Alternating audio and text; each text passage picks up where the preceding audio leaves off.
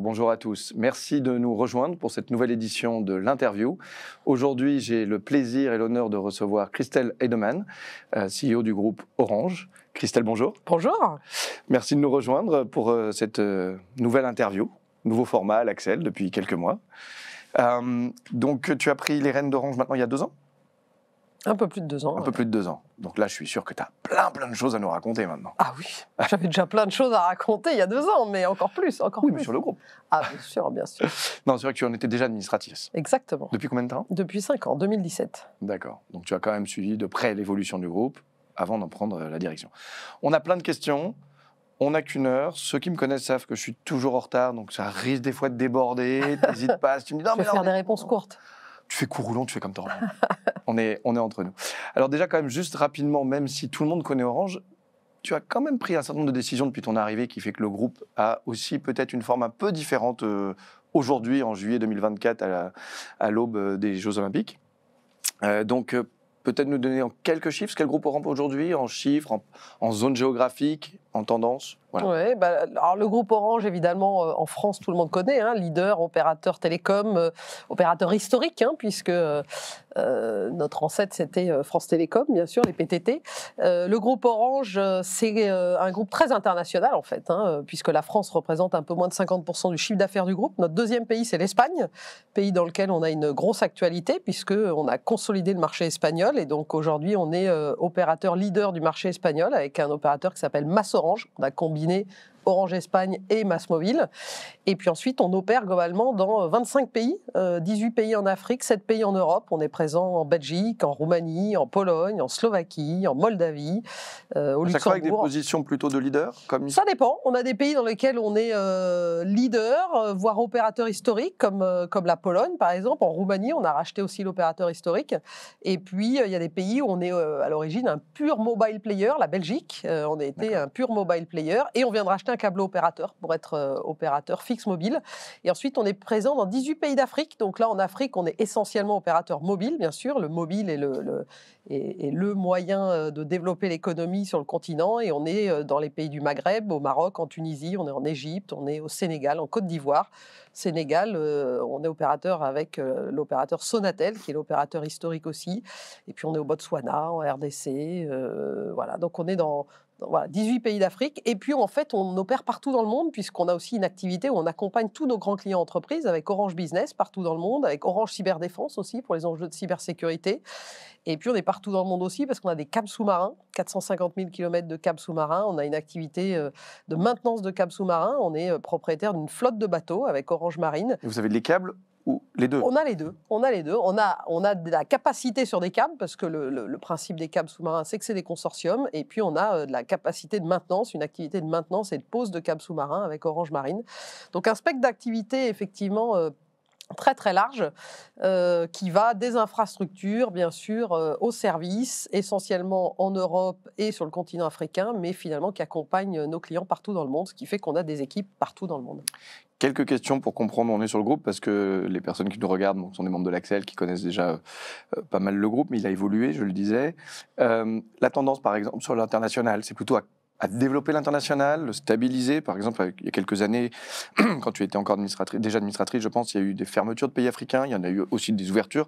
C'est de l'opportunisme ou c'est plutôt une volonté de développement, de réduction ? On est toujours dans la gestion active de notre activité, ce qui fait qu'il y a effectivement des pays dont on est sorti, le Niger par exemple en 2019, parce qu'on était dans des conditions qui nous permettaient pas de continuer à rester.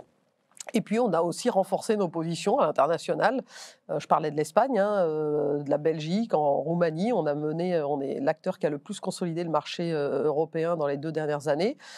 Et on regarde en fait en permanence, voilà, si on est le meilleur actionnaire ou pas de nos activités. Donc, ça nous arrive, voilà, de fermer des activités. Alors, on reparlera, j'en suis sûre, d'Orange Bank, mais voilà, on n'a pas d'a priori. Ce qui est sûr, c'est qu'on est sur le continent européen, on est Europe et Afrique. On n'a pas vocation à devenir opérateur sur le continent américain ou en Asie. Bon, mais après, Mais Afrique reste un cœur de sujet. L'Afrique est absolument centrale dans notre plan stratégique, donc l'Europe et l'Afrique, et l'Afrique avec une dynamique de marché de forte croissance. Avant que le monde ferme pour inventaire en 2020, on parlait beaucoup de la cotation, par exemple, d'Orange Afrique. C'était un sujet comme quoi Orange était tellement énorme en Afrique, ça devenait un sujet en lui-même. C'est toujours un très gros sujet, l'Afrique, dans le groupe Orange, en termes de développement, de potentiel.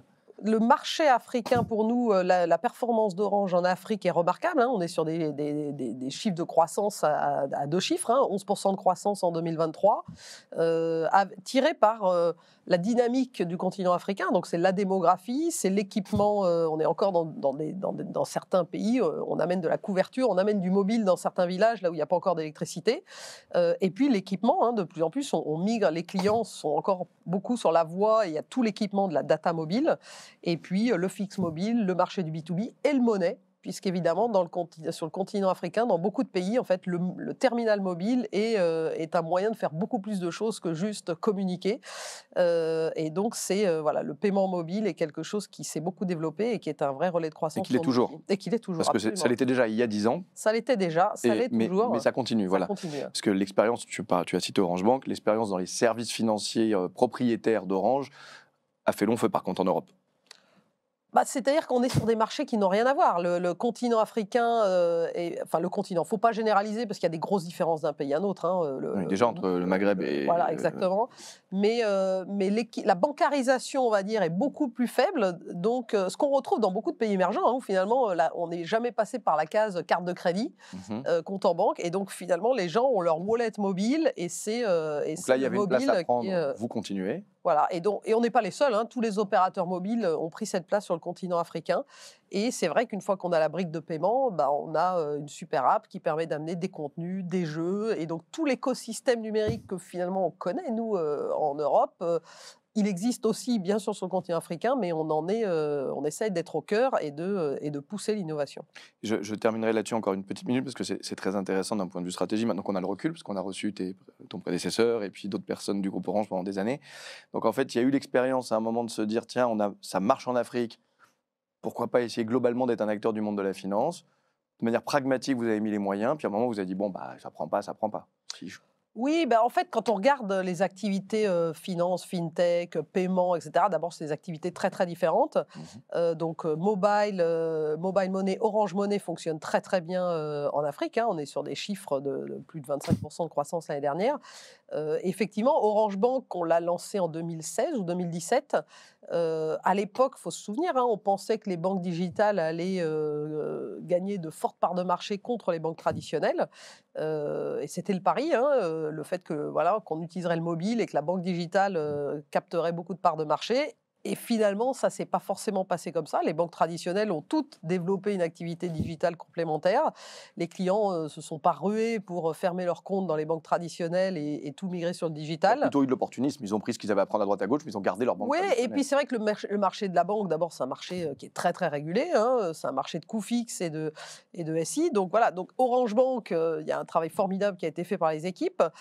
Pour nous, Orange Bank, c'est aussi cette activité de banque, elle est très complémentaire de notre activité de telco, et on a besoin d'avoir des palettes de solutions bancaires pour le financement des terminaux, pour les assurances. Donc on a beaucoup de services qu'on peut apporter à nos clients telco, mais effectivement, a-t-on besoin d'être propriétaire d'une banque pour pouvoir amener ces services? Non. Et donc, c'est la décision qu'on a prise, qui est de dire on arrête l'activité de banque. On a signé ce partenariat avec BNP Hello Bank pour apporter une solution à nos clients Orange Bank et continuer à accompagner nos clients telco avec des solutions de paiement en plusieurs fois, de compte bancaire digital, etc. Donc, d'être distributeur et amener la solution qui répond aux besoins de nos clients telco.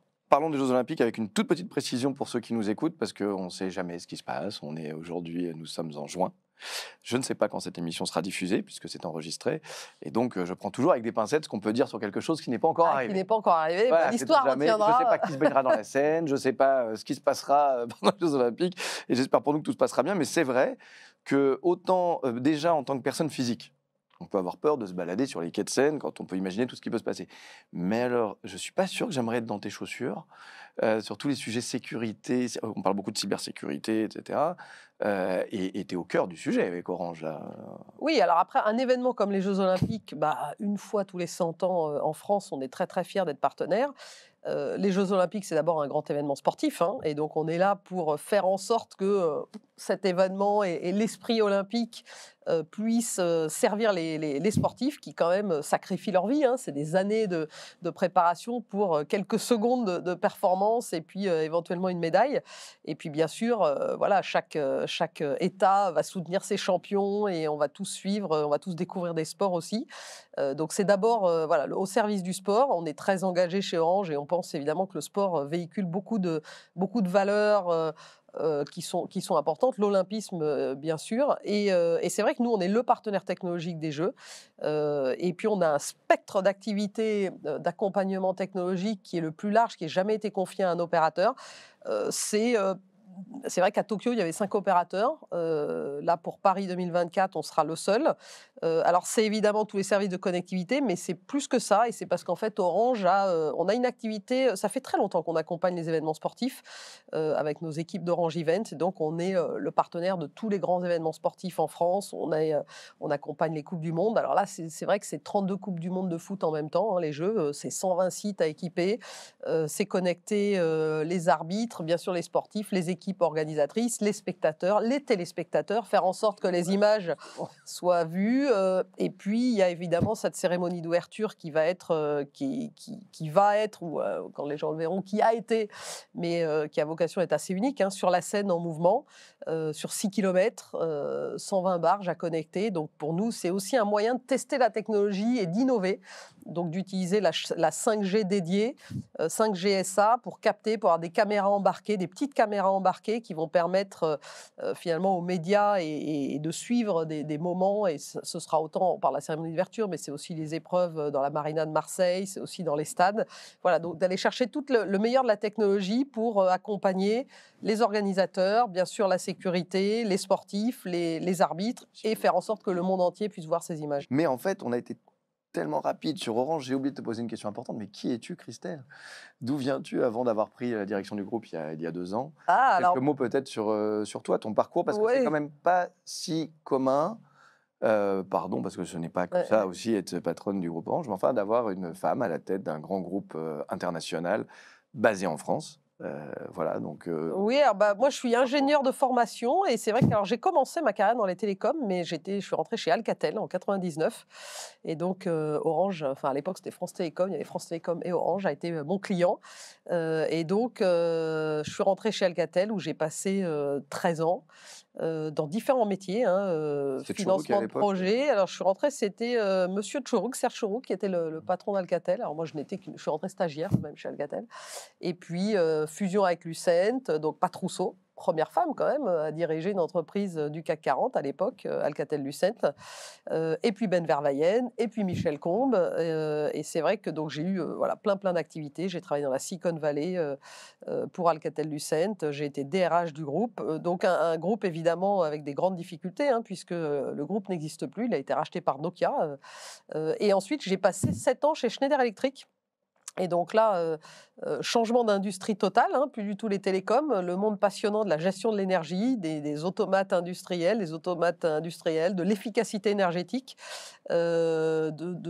voilà, de l'efficacité énergétique et de la gestion de l'énergie ou du cooling dans les data centers, sujet qui est au cœur de beaucoup d'enjeux aujourd'hui avec l'intelligence artificielle. Donc 7 ans dans le monde de l'industrie, donc à nouveau une entreprise, un fleuron français, Schneider Electric, mais une entreprise très très internationale comme l'était Alcatel et Alcatel-Lucent. Et puis voilà, 2017, je suis rentrée au conseil d'administration d'Orange et donc 2022, direction du groupe Orange. Donc retour aux télécoms. mais côté opérateur, évidemment, et dans un contexte évidemment très international également, mais avec un cœur historique en France très très fort, bien sûr. Et en quelques mots, à part ce parcours exceptionnel, qui est Christelle, tu as des passions? Mes passions, je suis plutôt quelqu'un de sportif, mais c'est j'allais dire, hygiène personnelle. Je considère que faire du sport et de se défouler et donc j'aime bien à la fois, les treks dans les contrées lointaines, mais aussi, mettre mes baskets et courir. Et puis après, voilà, je suis plutôt, quelqu'un de curieux, ouverte au monde Et tu es une maman aussi. et je suis une maman de 2 garçons, voilà, qui me ramènent bien les pieds sur terre aussi. Alors justement, ça me ramène sur le numérique. Alors justement, en arrivant ce matin dans le métro, j'ai pensé à notre entretien parce qu'il y avait 3 jeunes enfants. Je ne connais pas l'âge de tes enfants, mais j'en ai un de 13 ans. Là, ils étaient un chouille plus jeunes. Ils avaient peut-être 11-12 ans. Les 3 très sages, propres sur eux, mais les 3 sur leur téléphone portable en train de jouer à des jeux vidéo, dont une en train de regarder Instagram. Et je me suis demandé, parce que je fais partie de cette économie, tu fais partie Ouais, de cette ouais, ouais. économie, quel monde on leur a créé quand même. Ils se Non, parlaient pas. c'est un vrai sujet et on est très, très, engagés sur ce sujet chez Orange parce qu'évidemment, on sait à quel point le numérique permet de faire des choses formidables, pour l'éducation, pour la santé, pour le développement économique, pour la vie des familles, hein, pouvoir se connecter, où qu'on soit. Et en même temps, on ne peut pas nier aussi qu'il y a des risques. On a beaucoup parlé récemment, hein, de harcèlement en ligne sur les réseaux sociaux, les jeux, voilà, l'addiction aux écrans. Il y a quand même des études maintenant, hein, là, il faut faire confiance aux scientifiques, hein, des études qui montrent que les écrans trop jeunes, c'est pas bon. Et c'est vrai qu'on a peu de recul finalement sur ces technologies-là. Donc nous, c'est des sujets sur lesquels on est très engagés. J'allais dire, la sphère numérique est un reflet de la société et donc il y a effectivement des gens bien intentionnés et des gens mal intentionnés et il faut qu'on arrive à protéger nos enfants, éduquer les enfants, permettre aussi aux parents, hein, parce que c'est pas toujours facile, hein, quand on est parent face à ces usages. Donc c'est des sujets sur lesquels nous-mêmes on est engagés. Nos salariés sont très fiers qu'on soit engagés sur ces sujets-là, mais voilà, ça tout dépend pas de nous, mais on tient à jouer notre rôle dans la société sur ce sujet-là. Ma question, c'est est-ce qu'il y a une demande? Oui, non, c'est quand même, il y a une demande et plus on en parle, plus ce sujet revient.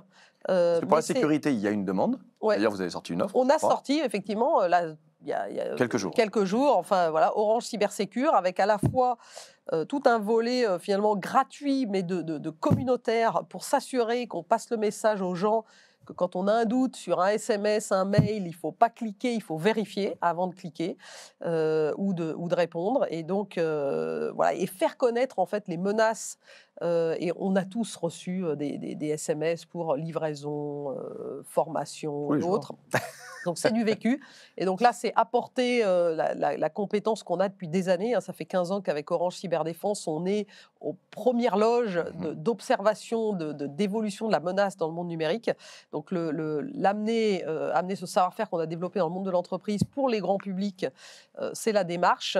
Et puis après, une offre évidemment payante pour nos clients pour pour être protégés par défaut, pour bloquer les appels, les SMS et puis les emails frauduleux. J'imagine que pour réussir à facturer ça et à développer ça, le maître mot, c'est confiance. Il faut que tes clients gardent la confiance dans la marque Orange. Ah là, c'est au cœur de c'est même dans notre raison d'être, hein, opérateur de confiance et inscrit dans nos statuts. Et c'est vrai que par nature, hein, le métier d'opérateur, il est bien sûr, c'est du savoir-faire technique, mais on a cette responsabilité d'opérateur de confiance. On est évidemment, on gère des réseaux, nos réseaux, voilà, c'est des milliards de données qui traversent nos réseaux et on a cette responsabilité. On est un acteur régulé, hein, comme tous les opérateurs, parce voilà, on fait ce métier passionnant, mais qui est aussi au cœur de la vie des citoyens, l'activité économique, des enjeux évidemment de continuité d'activité pour les administrations, les États, les entreprises. Alors, confiance, ça m'amène à plusieurs sujets. L'un d'entre eux, qui fait couler beaucoup d'encre depuis déjà 2 ans, l'intelligence artificielle, puisque pendant des années, on l'a vu d'ailleurs dans les baromètres de la confiance d'économie numérique des Français fait par l'Axel, la confiance s'érode vis-à-vis des grands acteurs GAFAM. On l'utilise de plus en plus, mais en même temps, on n'a pas confiance dans ce qu'ils font de nos données, mais on le fait quand même. On va sur les réseaux sociaux, etc. On sait que nos amis de Google ont construit une très jolie intelligence artificielle en regardant bien tout ce qu'on faisait dans tous nos emails et autres. Et en même temps, avant toi déjà, je crois que Stéphane Richard avait publié une charte sur les données. Les données sont au cœur de l'intelligence artificielle. Sans données, il n'y a pas d'intelligence artificielle. Comment aujourd'hui un groupe comme Orange, qui se doit d'être au cœur aussi de ces thématiques-là, peut faire le grand écart entre on développe l'intelligence artificielle, on est au milieu, on est dans cet écosystème, mais on est toujours les plus rigoureux, voire rigoristes sur l'accès à vos données?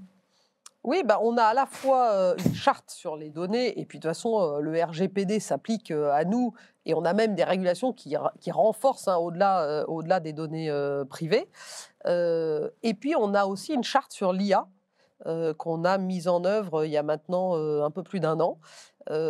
Mais on apprend aussi comme tout le monde, donc on a des experts en IA, on a une IA Factory avec des experts, on a tout un programme autour de la data bien sûr, et puis on suit les débats évidemment de société, on teste, donc on travaille à la fois avec les grands modèles de langage développés essentiellement par des Américains, mais on travaille aussi avec l'écosystème français, hein, évidemment, on travaille avec Mistral, on travaille avec Lighton pour accompagner les entreprises.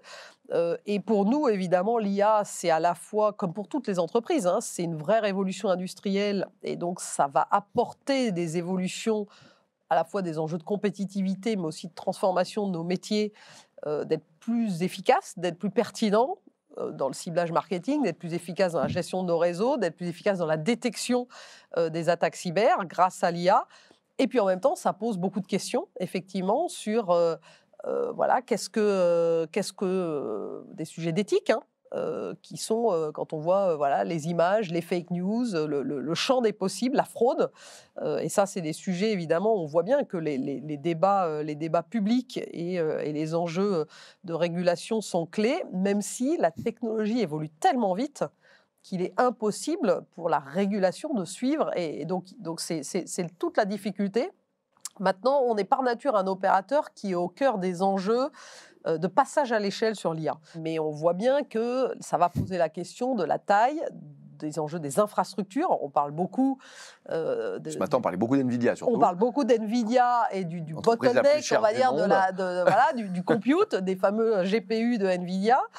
Il y a des enjeux autour de l'énergie, il y a des enjeux autour des réseaux. Pour nous, la vraie question, c'est comment l'IA va modifier le trafic dans nos réseaux. Qu'est-ce qu'il va falloir qu'on embarque? Et là, on n'a pas toutes les réponses, hein, puisqu'on travaille avec les fabricants de terminaux. On voit bien que les grands fabricants de terminaux, que ce soit Apple ou Samsung, réfléchissent tous à des nouvelles générations qui vont embarquer des chipsets, de l'IA en natif. On voit bien que les hyperscalers investissent massivement dans des grands data centers. Et en même temps, pour que, si on veut que des millions de Français ou d'Européens utilisent l'IA, et demain d'Africains, il va falloir que les réseaux permettent de le faire. Il va falloir qu'on mette le compute au bon endroit pour que ce soit efficace en capacité de compute, mais aussi dans la consommation d'énergie, qui est un vrai sujet hein, quand on parle d'IA. Et puis, on voit parfois des scénarios ou des use cases où on se dit, bon, est-ce que finalement l'IA va être... est-ce qu'il faut tout automatiser, tout remplacer par de l'IA? Pas forcément, ça va vraiment dépendre de la valeur hein, qui va être perçue. Mais on voit bien que les sujets de traduction en temps réel... Enfin, il y a beaucoup, beaucoup d'applications qui vont être des vraies révolutions. Et évidemment, nous, la question qu'on se pose quand on est Orange, c'est à la fois d'être à la pointe de la technologie, de tester les choses les plus avancées, de penser les réseaux de demain et d'après-demain, et en même temps de se poser aussi la question de comment on ne laisse personne de côté. Je reboucle sur intelligence artificielle. Pour toi, pour le groupe Orange, est-ce qu'aujourd'hui, déjà concrètement, ça vous sert par exemple à mieux dimensionner vos réseaux, mieux arbitrer les flux, etc. Est-ce que c'est un outil qui est déjà utilisé pour ça ou on tâtonne mais on y va? Ah non, on l'utilise déjà. On l'utilise dans nos outils. Alors après, il y a intelligence artificielle et générative AI. Parce qu'on a tendance à mélanger les deux. On parle beaucoup d'IA aujourd'hui à cause des modèles de Gen AI, et qui viennent rendre beaucoup plus fluide l'interface Avec tous homme-machine, si je puis les dire. LLM qu'on a vu Voilà, sortir. mais l'IA, ça fait déjà 10 ans qu'on l'utilise partout, dans plein de modèles, mais on a les deux, bien sûr. Donc, GenAI, on l'utilise déjà dans nos systèmes. Vous allez sur notre site internet, par exemple, sur les questions-réponses. On a mis du GenAI qui fait qu'avant, vous alliez sur le site, on vous renvoyait vers des pages où il y avait, vous savez, les questions standards et les réponses standards. Comme en 99, ça n'avait pas changé en 20 ans. Et ben aujourd'hui, vous posez une question, on vous répond à votre question. Parce que grâce à... Donc ça, c'est des petits usages, mais on en a plein des petits exemples comme ça. Ensuite, dans les réseaux, on a effectivement de l'IA qui nous aide à la fois à optimiser nos investissements, à détecter de façon beaucoup plus fine. Mais ça, de l'IA plus classique, tu disais. Ça, c'est de l'IA plus classique. Après, GenAI, on l'embarque dans nos centres de supervision réseau, dans la cybersécurité. Là, on teste beaucoup de choses aussi. Mais de la GenAI dans tes murs, c'est pas du ChatGPT, on n'envoie pas ça. Non. Et puis alors après, évidemment, comme toutes les entreprises, on veut aider nos collaborateurs à... D'abord, on sait que les collaborateurs chez Orange, comme c'est des citoyens comme tout le monde, ils ont tous testé ChatGPT ou autre à la maison.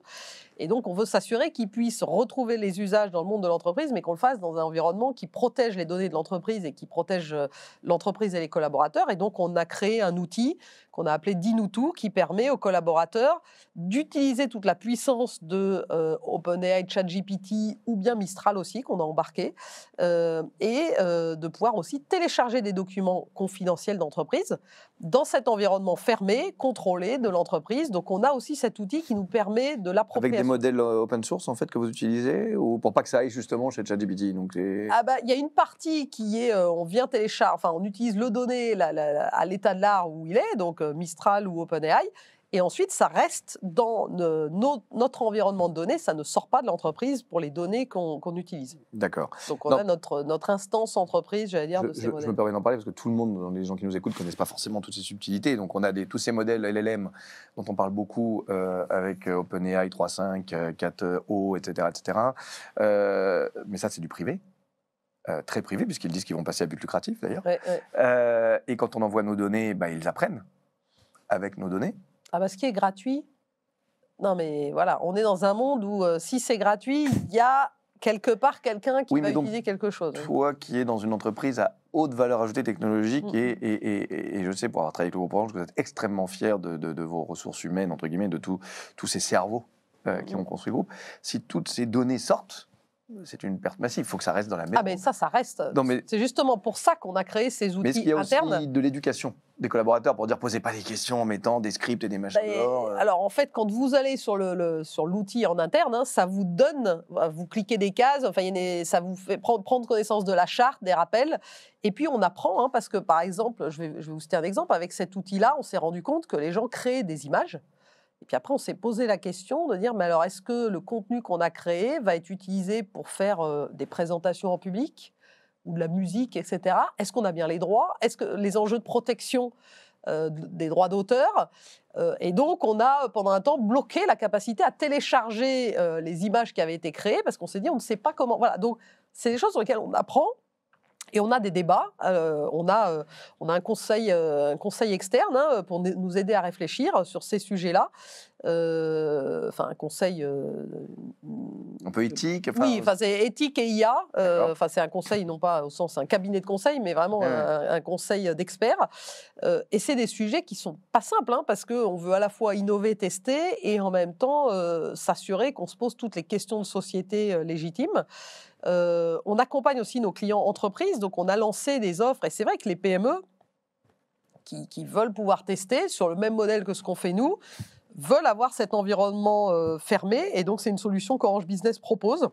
Donc on est bien d'accord, c'est une solution où tu vas mettre ton corpus de données à toi. On peut mettre notre corpus de données. Alors là, on le fait avec Lighton, start-up française. Donc, ce qui veut dire qu'on a un environnement cloud privé, dédié, fermé, sur lequel on vient mettre ces données d'entreprise et on sait qu'on ne va pas nourrir un modèle en open source. Et ça permet de tester, d'apprendre. Et puis, ce qu'on comprend tous très, très vite quand on commence sur ces projets-là, c'est que tout le monde parle de modèles très complexes, d'IA, etc., mais que les fondamentaux d'accès aux données, de ce qu'on appelle data démocratie, de s'assurer que les données sont orchestrées, harmonisées, etc., Ça, on savait déjà qu'il fallait le faire dans les entreprises. On a des équipes chez Orange Business qui accompagnent les clients sur ces sujets-là. C'est encore plus vrai dans l'IA. Donc, c'est là où il y a des choses qu'on sait qu'on doit faire quand on est dans une entreprise, et aller chercher toutes les données qui sont dans des systèmes très différenciés. Quand on est chez Orange, le système d'information client, c'est pas du tout le même que le système d'information réseau, et pour autant, il y a beaucoup de valeur quand on vient croiser. Est-ce que sur un site mobile, c'est des données de réseau, mais est-ce que finalement les clients sont connectés, pas connectés? Et donc on vient croiser ces données, toujours anonymisées, mais pour aller enrichir. Donc ça pose des vraies questions de data démocratie. Alors, ces questions sociétales m'amènent à une question qu'on peut peut-être traiter rapidement, mais quand même, souveraineté. Parce qu'on parle d'intelligence artificielle, juste pour toi chez Orange, c'est intéressant, mais déjà on parle de la France, et puis on a vu avec Mistral, etc., mais on parle de l'Europe, le Digital Act. Est-ce que tu as l'impression que, d'abord, la souveraineté numérique, toi, de ton point de vue de grande actrice du numérique aujourd'hui avec ce groupe, c'est un vrai sujet? Première question. La deuxième, est-ce qu'on a, une fois qu'on a dit que c'était un sujet ou pas, est-ce qu'on a les moyens en tant qu'entreprise de les traiter? Parce que souvent les gouvernements se renvoient un peu la balle, mais enfin ils ne donnent pas les moyens de le faire. Et parmi les moyens, je te dis tout de suite la question sur laquelle j'irai, parce qu'il ne nous reste plus beaucoup de temps, surtout que tu es passé par Schneider, alors ça va te rappeler, même si tu n'étais pas là à cette époque-là, mais est-ce qu'on a les moyens d'avoir les tailles d'entreprise qui permettent de travailler sur la souveraineté numérique? Non, mais c'est des vraies questions, et c'est vrai que l'Europe, c'est à la fois un marché de consommateurs, 450 millions de consommateurs, donc une des plus grandes économies, on va dire, mondiales, et en même temps, un marché qui est très fragmenté, qui perd en compétitivité. Et là, il faut se le dire, l'Europe, on est dans une perte de compétitivité par rapport aux États-Unis, par rapport à l'Asie, parce que le prix de l'énergie, parce que le marché est fragmenté. Et donc, c'est vrai que c'est pas simple. On a quand même des enjeux de sécurité, évidemment, avec la guerre en Ukraine, donc des finances publiques sous tension. Et c'est vrai que les sujets de souveraineté, il y a aujourd'hui, il y a aucune géographie. Bon, les États-Unis ou la Chine ont la taille critique qu'ils peuvent vouloir créer des univers fermés. La réalité, c'est qu'on est dans un monde où tout est interconnecté. On l'a tous vécu au moment du Covid, et on a découvert que ce soit les médicaments, les masques ou les bateaux ou l'alimentation, tout est... Donc on est dans des chaînes de valeur ultra connectées, ce qui fait que je ne crois pas à un monde de repli et où on s'enfermerait et on ne travaillerait pas avec les meilleures technologies, les meilleurs partenaires mondiaux. Maintenant, il ne faut pas être naïf, et on est dans un monde où la géopolitique est devenue très prégnante. Et donc, c'est vrai qu'il faut connaître ses dépendances. Et il y a des sujets sur lesquels l'Europe est totalement dépendante de technologies américaines ou asiatiques. Parce qu'en fait, quand on creuse un peu, il y a le software, mais derrière, on parle beaucoup de chipsets aujourd'hui.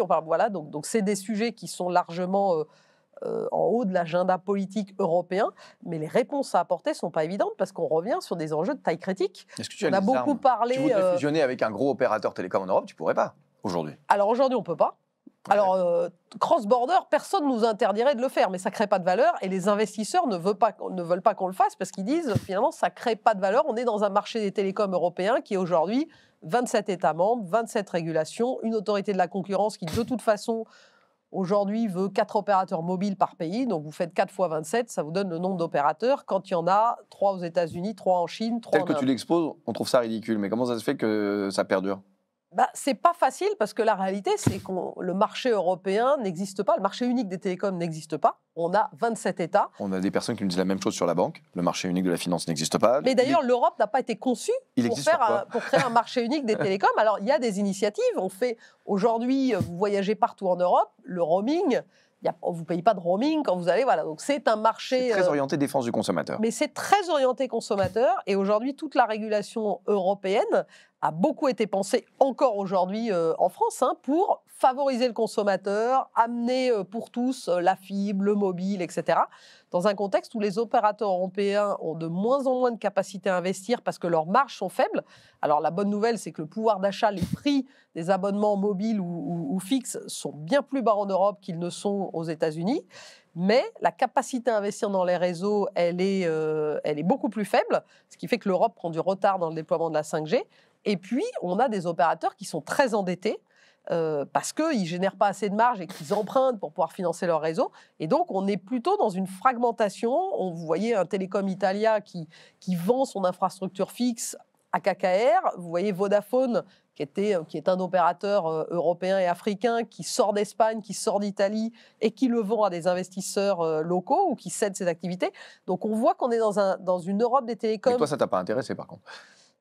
Nous, on est déjà opérateur en Espagne, donc on a consolidé le marché espagnol. C'est 2 ans de négociations avec les autorités de la concurrence, espagnoles et bruxelloises, et c'est pas des sujets simples. Mais c'est vrai qu'on est aujourd'hui dans un marché des télécoms en Europe où il y a moins de croissance qu'il y a eu par le passé, parce que les Européens sont équipés en téléphone portable, en abonnement et en broadband. Et en même temps, les enjeux d'investissement dans les infrastructures sont colossaux. Ça m'amène sur la dernière partie de l'interview. Il nous reste vraiment, parce que tu vas être en retard après, net zéro carbone et plus généralement développement durable. Net zéro carbone étant la sous-question, puisque c'est ton plan 2040. Mais vertueux, on parle aussi de consommation d'énergie, de la 4K sur un téléphone, on le sait, et les écologistes sans doute à raison, nous soulignent, est-ce bien raisonnable? Et donc, des fois, on peut te dire, tu es du mauvais côté du manche. Puisque tu participes à nous donner tous les outils pour consommer, surconsommer, et après on entend plein de choses sur le numérique pas propre. Je crois que c'est un de tes chevaux de bataille. Oui, non, c'est un vrai sujet. Donc on est très engagés, nous, effectivement, pour atténuer notre empreinte carbone. Après, le numérique reste une toute petite partie des émissions carbone mondiales. On est déjà, donc on bascule évidemment sur de l'énergie décarbonée. On investit beaucoup dans nos réseaux pour rendre les réseaux efficaces. Et pour nous, capter, on est sur des augmentations de trafic de 20% par an. Ne pas augmenter la facture d'énergie dans ce contexte-là, c'est une vraie gageure, donc c'est beaucoup d'innovation. Et puis, le premier levier pour nous d'efficacité, c'est d'utiliser les réseaux les plus modernes. Donc, c'est pour ça qu'on va décommissionner la 2G, la 3G, le cuivre dans les prochaines années. D'utiliser les réseaux les plus efficaces pour diffuser le trafic. Et puis, le vrai enjeu, comme dans toutes les entreprises, c'est le scope 3. Donc, c'est de travailler avec notre écosystème de fournisseurs. C'est aussi éduquer les consommateurs sur le fait qu'il ne faut pas changer de terminal tous les 6 mois. Parce que ça, c'est une grosse partie de notre empreinte carbone. Donc, les box fibres ou ADSL, on les recycle déjà massivement. Sur les terminaux, on a beaucoup d'initiatives de collecte de terminaux, de vente de terminaux recyclés, reconditionnés. Et donc là, évidemment, ça coûte à la fois moins cher pour le consommateur et on apporte la garantie, 2 ans de garantie, etc. dans nos boutiques. C'est des sujets sur lesquels on communique beaucoup, mais on voit bien que c'est des sujets de société sur lesquels on doit travailler avec les grands fabricants de terminaux aussi. Et ça prendra du temps, mais c'est un chemin indispensable pour atteindre la neutralité carbone. Sur un de ceux que tu as cités, c'est quand même un peu schizophrène, puisque avant, la volonté de renouvellement d'un terminal, c'est ce qui drivait tes clients en boutique, quoi. Je veux dire, à un moment, on n'attrape pas des mouches avec du vinaigre. Donc, tu mettais en boutique, en vitrine, le dernier terminal qui fait rêver parce qu'il a un nouveau numéro, alors qu'on ne voit pas la différence, mais c'est pas grave. Et c'est ça qui le faisait rentrer dans la boutique et qui lui permettait de vendre ton offre, parce que c'est pas le terminal qui te fait gagner des sous, c'est le reste. Et oui, alors, mais ça reste. Donc, ça, on le fait toujours, mais il n'empêche que, d'ailleurs, on l'a vu sur certains des derniers grands lancements. Les Français ne se ruent pas sur la dernière génération et finalement on peut attendre 3 ans et il n'y a pas beaucoup, on n'est pas en train de dire qu'il faut passer de tous les ans à 10 ans, mais déjà tout ce qu'on fait pour gagner du temps et puis développer les offres de réparation. Est-ce que tu as un poids dans les négociations en tant que grand opérateur international avec, peut-être pas des Apple, parce que qui a un poids avec Apple, on ne sait pas, mais des Samsung, des LG pour l'obsolescence programmée? Quand on nous dit qu'on a le droit qu'à 3 mises à jour d'OS, ça veut dire moins de 3 ans. Voilà, j'ai le droit. Non, mais ça c'est des sujets sur lesquels on travaille beaucoup, et avec Apple et avec Android, parce qu'en l'occurrence, c'est des sujets de maintenance logicielle. C'est des sujets qui ne sont pas simples pour eux non plus, mais là, on est, nous, très vocal sur le sujet. Alors évidemment, si on est les seuls à en parler, et force est de constater que c'est un sujet qui est plus européen qu'américain. D'accord. Et c'est vrai que même en Europe, la France est quand même, et Orange est un des acteurs les plus vocaux sur ce sujet-là par rapport... pas seul, parce qu'on est très très engagé et on continue à pousser, mais c'est vrai que on voit pas ça en toutes les géographies. Et alors, quand on va dans les pays émergents, l'enjeu c'est d'avoir des terminals pas chers, de pouvoir continuer à démocratiser. Mais là, pour le coup, on est très défense du consommateur. Tu dois être soutenu par l'Europe. Ah oui, sur ces sujets-là, on est soutenu par l'Europe, mais une fois de plus, les enjeux d'économie circulaire, parce que là on parle des terminaux, mais il y a tout ce qu'on met dans nos réseaux. c'est pas simple non plus, hein, de favoriser des écosystèmes de reprise, de réparation, des standards qui vont prolonger la durée de vie. Et puis à la fin, c'est des enjeux, il y a des industriels derrière. Donc il y a à la fois des chaînes de valeur à développer, parce que c'est aussi des métiers et de la valeur à développer, hein, plus sur la réparation, la maintenance, et puis c'est aussi économiser en ressources. Et en même temps, il y a des vrais impacts sur les industriels qui sont aujourd'hui les fournisseurs de ces solutions-là. Donc, on travaille main dans la main avec nos fournisseurs sur ce sujet-là. Alors, on a largement dépassé les compteurs. J'ai une dernière question, on a abordé très brièvement tout à l'heure, mais voilà, ce n'est pas anodin. Tu es une femme à la tête de ce groupe. Est-ce que dans l'inclusion, est-ce que c'est des sujets, bon, Orange est plutôt en tête dans tout ce qui va être parité, etc. Mais est-ce que pour toi, il y a encore un gros travail à faire dans notre société française, ou est-ce que tu vois quand même une vraie évolution depuis maintenant un certain nombre d'années que tu travailles dans le secteur ? Oui, alors là, non, il y a encore un énorme travail, et c'est pas des sujets simples parce que c'est des sujets de société, c'est pas que des sujets d'entreprise, et donc les entreprises ont leur rôle à jouer, mais on voit bien que c'est des sujets de société, c'est des sujets liés à l'éducation, mais c'est vrai que, d'ailleurs, nous, on le voit, on opère dans plusieurs géographies. Enfin, il y a des pays dans lesquels les femmes sont beaucoup plus actives dans la vie économique, hein. Vous allez en Europe de l'Est ou dans les pays du Maghreb. Et c'est vrai qu'il y a plein de barrières. Parfois, d'ailleurs, les barrières sont mises par les femmes elles-mêmes, hein. Donc, il y a des vrais biais de comportement. C'est des sujets sur lesquels on travaille beaucoup en interne. Et puis, il faut travailler dès les collèges, hein, pour aller attirer des femmes, donner envie aux femmes. Et puis, c'est vrai, je vais prendre une anecdote parce que c'est quelque chose dont on a parlé récemment en Comex chez Orange. Mais voilà, une femme dira jamais qu'elle a de l'ambition. Une femme, elle vous dira qu'elle va avoir de l'impact. Donc, c'est des petits mots, c'est des petites choses pour détecter. Et donc là, il faut éduquer, évidemment, nos équipes RH, les managers.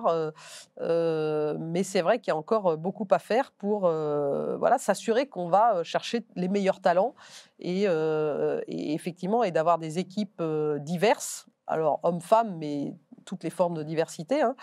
C'est important dans les entreprises, c'est important pour envie de travailler, avoir envie, pour inspirer ses clients, pour bien réfléchir. Et on voit que les sujets de sociétaux qu'on a adressés, ils sont quand même très, très complexes. Je ne crois pas du tout à un modèle où on aurait tous le même moule, fait la même école, grandi dans le même village, et on apporterait les bonnes réponses aux sujets de société qui sont les nôtres. En tous les cas, je suis certain que ta position et ce que tu fais aide, parce que tu l'as dit tout à l'heure, tu étais dans une entreprise où une femme était aussi dirigeante, et ça t'as peut-être brisé un plafond où tu te dis, bah, pas moi, peut-être que ce jour-là, tu t'es dit, moi aussi. En tout cas, j'ai une fille de 21 ans et je sais qu'on en a beaucoup parlé. À l'époque, j'ai fait venir au Paris FinTech Forum Christine Lagarde. J'ai pu voir l'engouement que cette femme provoquait dans tout le milieu de la finance, de toutes ces femmes qui se disent, mais il y en a une, et le fait qu'il y en ait une visible, ça faisait en même temps très plaisir et beaucoup de peine. Ça veut dire qu'il n'y avait que ça.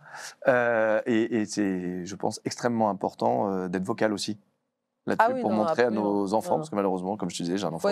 Il faut être convaincu, et une fois de plus, il n'y a pas de chemin unique, et tout le monde ne sera pas CEO dans sa vie, tout le monde ne veut pas être CEO, mais il y a plein de choses à faire. Non, juste qu'on a le droit de tout essayer. Et on a le droit de tout essayer, il ne faut pas se mettre de barrière. Voilà. Après, on n'a peut-être pas forcément envie, mais on peut. Oui, non, il y a plein de choses qu'on peut faire, et puis les chemins ne sont pas écrits. C'est vrai que quand on est jeune, on se pose plein de questions sur quel premier job, quelle école, etc. Il faut aussi relativiser. Alors, c'est plus facile à faire quand on a nos âges et qu'on a un peu de recul. Mais c'est vrai aussi que il y a plein de changements. La vie est faite d'opportunités. Il faut apprendre, il faut savoir s'entourer, être curieux. Et puis, Et après, le champ des possibles est large. Si modestement, je peux faire une requête, c'est que le groupe Orange continue à disséminer la bonne parole que des femmes peuvent aller dans le métier technologique. Non seulement on va le faire, mais en plus, on a pris des engagements forts et on n'est pas encore aux objectifs qu'on s'est fixés. Très loin. Quand je vois encore la jeunesse, tu disais que ça partait de l'école. Les gamins de 12-13 ans, ils sont extrêmement sévères sur le sujet entre eux, entre garçons et filles. Et donc, c'est hyper important de commencer très jeune. Oui, puis il faut démystifier ce qu'on appelle la technologie. La technologie, c'est pas être derrière coder, un PC, faire du codage toute la journée. Une tonne de choses. Et d'ailleurs, si on m'avait dit ça, moi, je serais certainement pas allée dans des métiers d'ingénieur. Donc, non, il faut montrer. Et on a d'ailleurs beaucoup de collaboratrices et de collaborateurs qui vont parler de leur métier. Et je reviens sur les JO, c'est une formidable opportunité aussi. Ouais. Et on a plein de femmes engagées là, qui sont sur les sites des JO en ce moment, qui sont très très fiers de faire ce qu'elles font. Et c'est très concret, c'est au service de projets passionnants. Voilà, donc c'est ça aussi la technologie. Un grand merci Christelle. Merci. Et ben, à très bientôt à l'Axel. Merci. Au revoir, à bientôt.